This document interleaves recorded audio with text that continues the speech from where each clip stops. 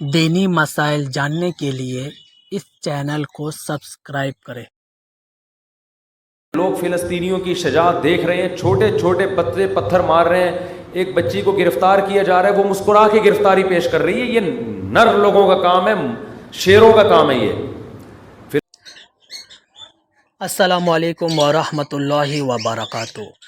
موجودہ فلسطین کی جو حالت ہے، اس کے متعلق ایک مسلمان ہونے کے ناطے ہم لوگ کیا قدم اٹھا سکتے ہیں، اس بارے میں مفتی طارق مسعود کا ایک بیان یوٹیوب میں موجود ہے، چلیے اس کو سنتے ہیں۔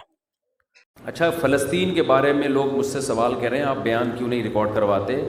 یہ غلط فہمی ہے، غلط بیانی ہے۔ فلسطین کے بارے میں نے بہت سارے بیان ریکارڈ کروائے ہیں، اور یہ مسئلہ 2 اور 2 4 کی طرح ہے۔ ساری دنیا جانتی ہے کہ فلسطینیوں پہ ظلم ہو رہا ہے، اس میں کوئی دو رائے نہیں ہو سکتی۔ اب مسئلہ یہ ہے کہ اس ظلم سے ہم ان کو بچائیں کیسے، اس پہ غور کرنا چاہیے۔ آواز تو سب اٹھا رہے ہیں، ہم نے بھی اٹھائی ہے، لوگ بھی اٹھا رہے ہیں، اور یہودی جو کچھ کر رہا ہے وہ ظلم ہے، بربریت ہے۔ پورے رمضان ان کا مسجد اقصیٰ میں کیا کچھ کیا ان لوگوں نے۔ ہم نے بھی ختم قرآن پہ ان کے لیے بہت اپنی طرف سے جتنی ہم دعائیں مانگ سکتے تھے مانگی ہیں۔ تو دیکھیں، اس وقت جو ہے نا 2 کام ہم کر سکتے ہیں۔ ہمارے اور آپ کے کرنے سے وہ کچھ نہیں ہوگا جو ہمارے حکمرانوں کے کرنے سے ہوگا۔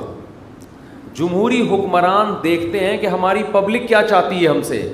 اگر پبلک بھرپور طریقے سے فیس بک پر، سوشل میڈیا پہ، یوٹیوب پہ، یعنی سوشل میڈیا کے جتنے بھی ذرائع ہیں، بھرپور احتجاج کرے تو ہمارے حکمران بھی احتجاج کرنے پر مجبور ہوتے ہیں۔ اس وقت طیب اردگان جس طرح اس فلسطینیوں کے حق میں آواز اٹھا رہے ہیں نا، اگر جب تک یہ ہمارے سارے اسلامی کنٹریز کے سربراہان اس انداز سے آواز نہیں اٹھائیں گے، اس وقت تک بات بننے والی نہیں ہے۔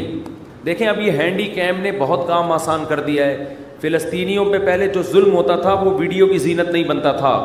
اب کیا ہوا ہے کہ لوگوں کے پاس کیمرے ہیں، لوگ فلسطینیوں کی شجاعت دیکھ رہے ہیں، چھوٹے چھوٹے بچے پتھر مار رہے ہیں، ایک بچی کو گرفتار کیا جا رہا ہے، وہ مسکرا کے گرفتاری پیش کر رہی ہے۔ یہ نر لوگوں کا کام ہے، شیروں کا کام ہے یہ۔ فلسطین کے جو عرب مجاہد ہیں ان کی عظمت کو کروڑہا دفعہ سلام ہے، جو بہادری کے ساتھ وہ ڈٹے ہوئے ہیں۔ شاید ہم اور آپ کے ساتھ اگر یہ کچھ ہوتا تو شاید ہم اور آپ یہ استقامت نہ دکھاتے، لیکن دنیا نے ان کو نہتا چھوڑ دیا ہے۔ ان کی مدد بھی کیا ہو رہی ہے؟ ان کو روٹی پہنچاؤ۔ او بھائی، ایک آدمی آپ کو کلاشنکوف سے مار رہا ہے تو اس کا حل یہ کہ اس کو چاقو تو دو کم از کم دفاع کرنے کے لیے، تو چاقو دینے کے لیے بھی تیار نہیں ہے۔ بہت زیادہ بات ہوگی، ان کے بھوکوں کو روٹی کھلا دو اور ان کے زخمیوں کا علاج کر دو۔ تو اصل فلسطینیوں کی مدد جو ہمارے حکمرانوں پر لازم ہے، تمام اسلامی کنٹریز پر لازم ہے کہ جب فلسطینیوں پہ گولیاں برسائی جا رہی ہیں تو گولی کے دفاع کے لیے ان کے پاس ڈھال تو ہو، کم از کم چاقو تو ہو لڑنے کے لیے۔ تو یہ دنیا کو لارے رپے دے کے نا، پھر اس وجہ سے یہ جو پھر احتجاج ہو رہے ہیں نا، جس طرح اس پہ پھر انسان کا خون اور جلتا ہے کہ یار تم تو ان کے زخموں پہ نمک چھڑک رہے ہو۔ ایک آدمی مر رہا ہے، پٹ رہا ہے، آپ کہے اس کے منہ میں روٹی ڈالو، اس کو نوالا دو، اس کو وہ روئے گا، کہے گا مجھے نوالے کی ضرورت نہیں ہے، جو مجھے مار رہے ہیں مجھے دفاع کے لیے کوئی چیز دو۔ تو یہ بہت بڑا ایشو ہے بھائی۔ ہمارے حکمرانوں پہ ہمیں دباؤ ڈالنا چاہیے، ہمارے حکمرانوں پہ ہم جو اپوزیشن ہے اس کو بھی چاہیے کہ اپنے اختلاف بھلا کے حکومت سے یہ مطالبہ کرے کہ اگر آپ فلسطینیوں کے حق میں یونائٹڈ نیشن میں آواز اٹھاتے ہو مل کے، ہم اپنے ان حقوق سے دستبردار ہونے کے لیے، حقوق سے مراد ان مطالبوں سے دستبردار ہونے کے لیے تیار ہیں۔